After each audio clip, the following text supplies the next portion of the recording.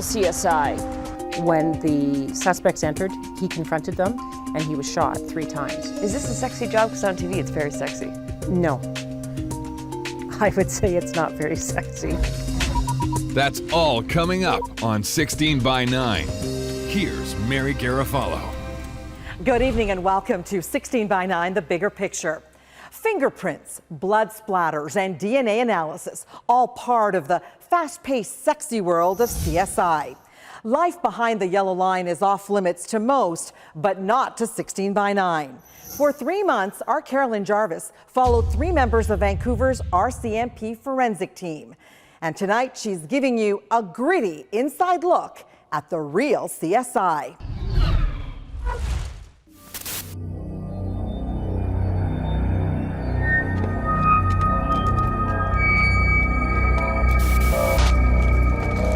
It's just before 2 a.m. and 2 armed men crash through a door. This could be a scene from your favorite primetime TV drama. But it's not. It's real-life crime. While the men are breaking in, the victim barricades himself inside a bedroom in a suburban Vancouver home, then escapes out a window. Police arrive, and the men are still inside. They make a break for it, but police and dog teams take them down. It's mid-morning, and Sergeant Lisa Deverinchuk arrives on scene. Bad guys are in trying to attack the safe. They're trying to get in that safe. They know the safe is there, and they're trying to get in it. Lisa's a 9-year veteran of the RCMP's forensic unit. Her job? Find the clues, read the clues, and put it all together. This is him leaving, because he goes around and gets caught. In the yard, she finds gloves, zap straps, bear spray, balaclavas. It's still steaming warm from someone Wearing it? Yeah. Farther away, a gun holster. You want this up? Yeah, just so I can see that there's magazines in there. Every item meticulously marked, photographed, cataloged. What was their intent when they came here? They're not coming for a social visit. Why are you coming to a strange person's house with these items on you? We're gonna have to pick this up a notch. Okay. It's going to start washing things away. In the snow and rain, this is what life is really like inside the forensic unit. Slow-paced, tedious, and incredibly detailed.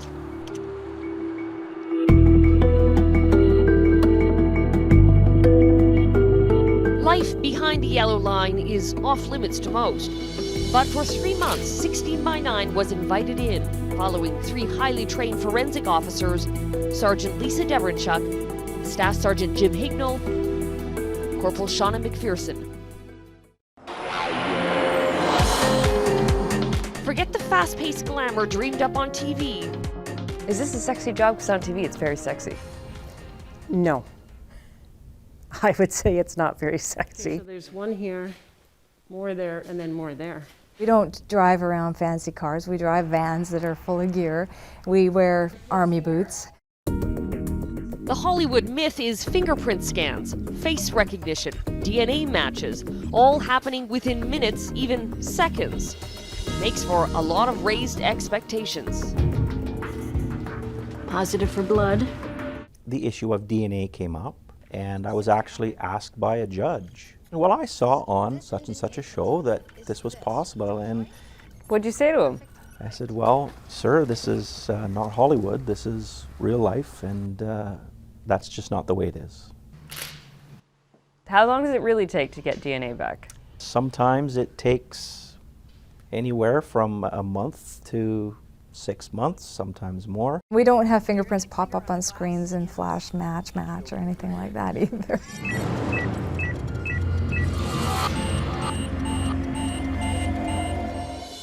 In reality, the one thing these officers do more than anything? Photograph. Photographs. A lot of photographs. A lot of it comes down to expertise and intuition, which is exactly what leads Lisa to examine the front door. To me, I'm almost wondering if they're shouldering it, does something hit Police believe the suspects were wearing gloves and balaclavas when they forced the door open. That means little chance of lifting fingerprints or DNA. But Lisa takes a closer look. And sure enough, On the glass of the door, there was a smudge, an impression that appeared when I put the powder to it that had the appearance of skin. I could see the impression of skin as well as hair that was in the pattern area. I came to a conclusion that it could be the eyepiece of a balaclava. Is that enough to get DNA off of it? There's a lot of potential for that to be successful, yes. little by little, the case is building.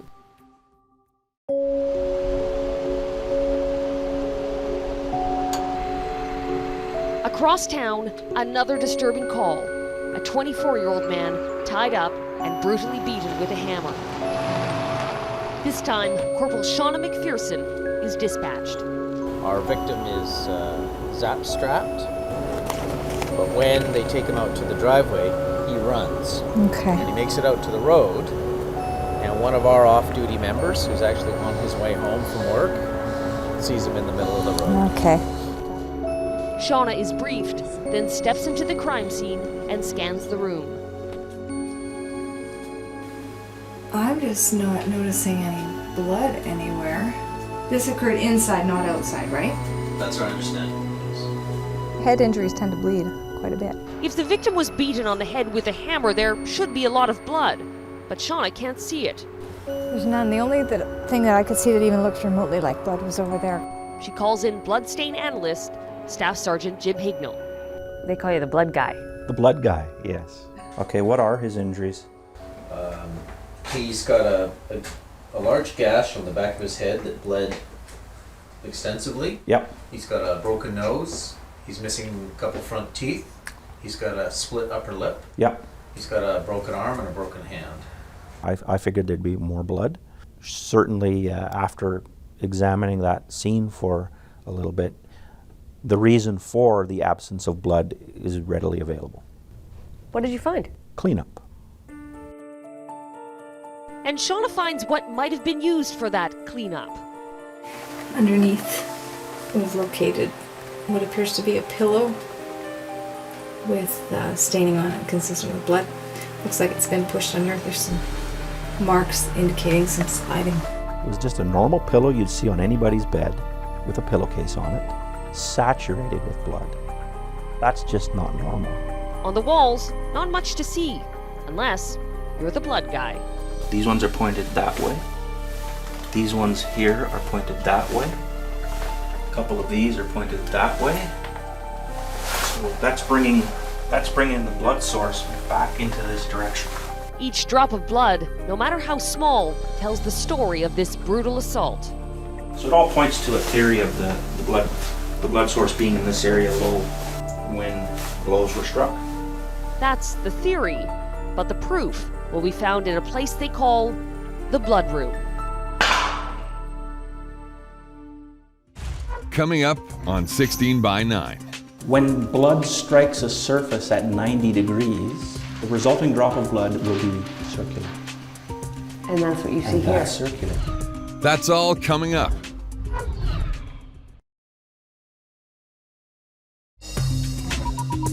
Welcome back to 16 by 9, the bigger picture.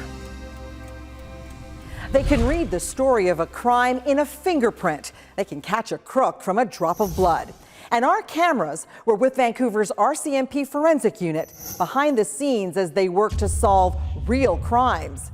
Here again is our Carolyn Jarvis.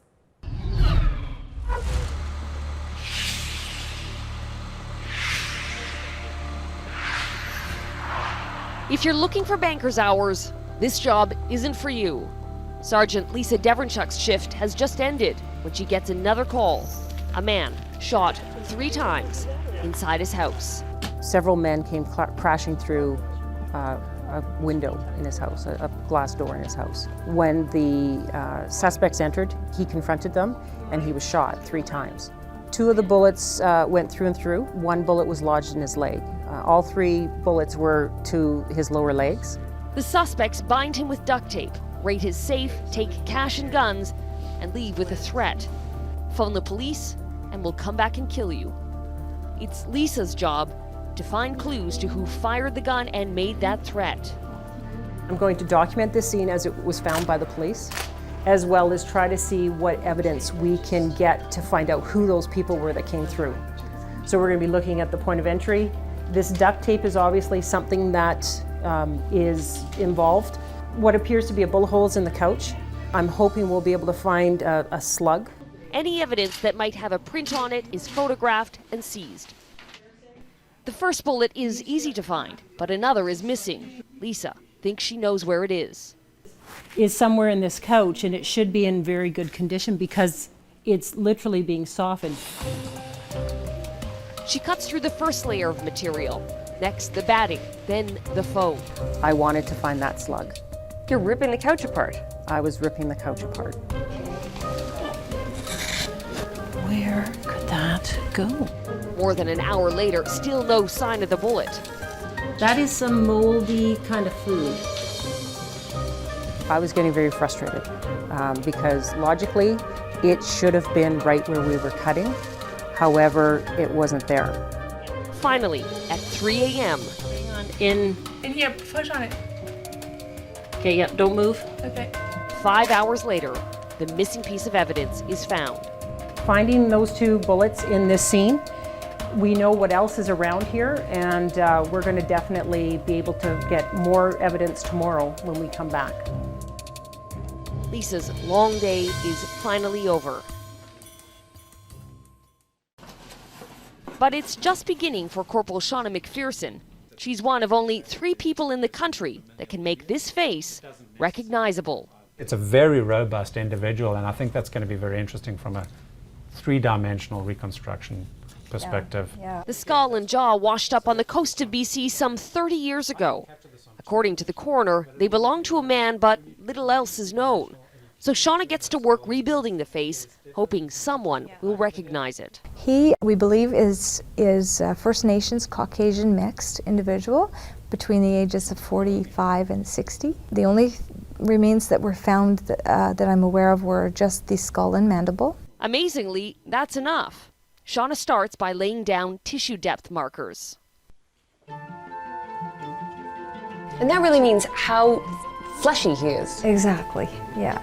In various portions, or various areas of the skull and the face. So I'll place the markers and then start to just build up from there. It's painstaking work, every move precise, every measurement exact. I want it to look as natural as possible. At first, the face looks almost robotic, but with each step, it quite literally begins to take shape. Rule of thumb, the length of the ears is about the same length as the nose. Kind of rule of thumb. Now, Shauna becomes an artist, a touch here, an adjustment there. And it doesn't look like much yet, but the suggestion is there. Every step takes hours, the entire process, several days. But gradually, this skull is transforming. I really feel obligated to do justice to the reconstruction, to provide dignity to this individual, and to do my best to see that if I can repatriate him to his family. That's the ultimate goal. While Shauna rebuilds her case, bloodstain analyst Staff Sergeant Jim Hignell is about to reconstruct his, the basement hammer attack. This is our blood room. His lab is like a giant shower where he can literally watch the blood fly and see where it ends up. So what we do is we throw blood around in here in experiments. Really? And we need to wash it. So that's why it's a waterproof room. Jim recreates the hallway where he believes the 24-year-old man was attacked and reproduces the crime with a hammer and animal blood. And what we're looking for is the resulting drops of blood and where they go, where that pattern takes us. It only takes one strike to tell what he calls the blood story. What we're seeing here makes sense to me as this being pretty much the area where the victim would have been struck.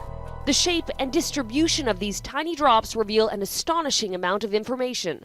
For instance, straight out from where this blood source was, you'll see that they're very round.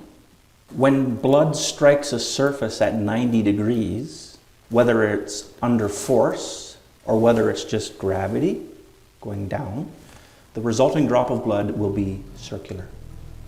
And that's what you see And here. that's circular. We've just proven that. The theory was that somebody was struck near ground level. What has happened here support that? Absolutely.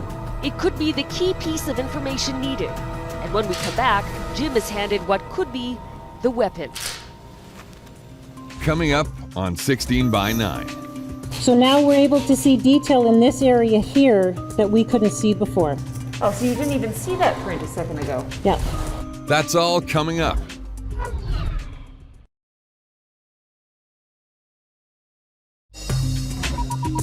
Welcome back to 16 by 9, the bigger picture. Long hours, painstaking work, and personal sacrifice. But when it all comes together, there's nothing but pride for the men and women who work behind the yellow line. Here's our Carolyn Jarvis.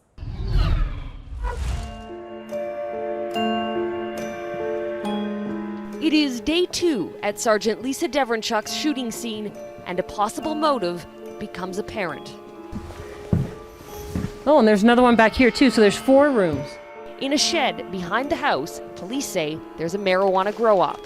He now has admitted that he was actively using his grow, and that when the suspects came, they in fact stole all his product. So they came, they beat him with a bat, they shot him 3 times, and stole all the dope. Yes. Lisa's search for evidence leads her to the basement, I was focusing on the bloody footprints. but they're incomplete. To see the whole picture, you need a keen eye and a unique chemical. So what amido black does, it's a dye stain that will react with the proteins that are in the blood that we see here on the floor. Our eyes can only see so much of these impressions. Look at that. After spraying several sections of the floor, 4 distinct shoe prints appear seemingly out of nowhere. So now we're able to see detail in this area here that we couldn't see before. Oh, there's a nice one that we didn't know about. Oh, so you didn't even see that print a second ago. Yeah. Proof that at least 4 different people were down here while the blood was still fresh. It corroborates the victim's story again, but it also gives us that evidence that if we can locate suspects, if we seize their shoes, my goal would be to try to match those shoes to the footprints that were left in the basement. But there is one more piece of evidence that could help prove who was inside this home. The duct tape used to tie the victim up. It's huge. I'm thinking there could be DNA from both the victim as well as the suspect, as well as fingerprints of the suspect when he put that tape onto the victim. At the lab, Lisa painstakingly pulls apart every inch of the tape and puts it into a chamber using, believe it or not, crazy glue. The glue is heated and vaporizes into a mist. It sticks to any moisture in the chamber, including fingerprints. An hour and a half later, the duct tape is removed, stained, Okay, goggles on. and put under a specialized laser to see if anything's visible. The first couple of pieces are inspected, We're striking out. Nothing on this one. and it's not looking good. This roll of tape is a bust. This roll of tape is a bust, unfortunately. You were there for a while. Yes, we were. It wasn't looking good. No, it wasn't. What were you thinking? I was thinking that it was a case where we just didn't happen to have a suspect who touched the tape with his free hand. But on TV, every piece that they examine, they find a fingerprint that's perfect, pristine, very identifiable, no distortion to it. It just looks so easy. And in real life, that's very few and far between. Few and far between, but then Lisa decides to re-examine the very first piece of tape where she noticed a fraction of a print. I found enough ridges and enough characteristics that I felt that that fingerprint would be identifiable. Huge. Yes, yes. I'm looking at this area right here. It's a partial print, but it could just be enough. So Lisa sends it to the fingerprint database, hoping there is a match.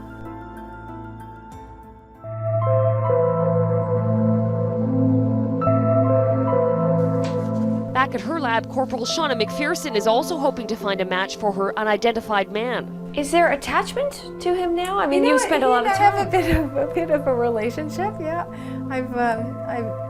You know, when I carry him back to my locker at night, I feel very attached to this individual. After 4 days of painstaking work, she's putting the finishing touches on, drooping the skin slightly, adding wrinkles, and using sandpaper to recreate the aging process.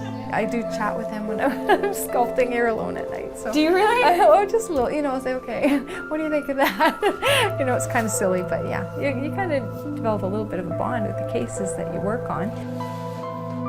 After a few attempts with various looks, this is the image that will be released to the public. A man with no name who hopefully someone will recognize. It's really sad to me to think that somebody can be gone for 30 years and we don't know where he came from. And perhaps he did have a small family, but to be able to return him to even that one individual who's got the question out there, at least it answers that question and it gives him a dignified end as well, rather than sitting on a shelf in a government office somewhere, you know. Some cases take 30 years for closure. Others, like Staff Sergeant Jim Hignall's, are far quicker. A hammer recovered from the crime scene reveals more blood and is sent to the lab for DNA analysis. Only a week and a half after Jim was called to the scene, 2 suspects, Dustin Bratton and Lonnie Fisher, are charged with assault with a weapon, aggravated assault, and unlawful confinement.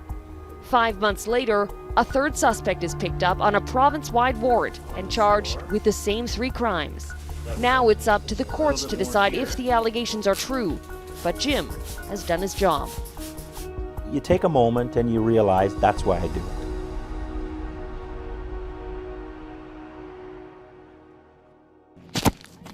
The rewards can be tremendous, but so are the sacrifices. Lives interrupted, events missed, and calls out in the middle of the night. Sometimes we're pulled away and we don't know how long we're going to be gone for. We could be there for hours or we may be at a scene for days. That's why phone calls like the one Sergeant Lisa Deverenchuk received 2 days after she sent that fingerprint to the lab make it all worthwhile. What was the call? The call was telling me that they got a name to that fingerprint. That name is Kenneth Chudley, charged with 5 crimes, including aggravated assault and unlawful confinement. His fate, too, now up to the courts. I've helped that man who's been shot. Regardless of what type of lifestyle he had, he was shot.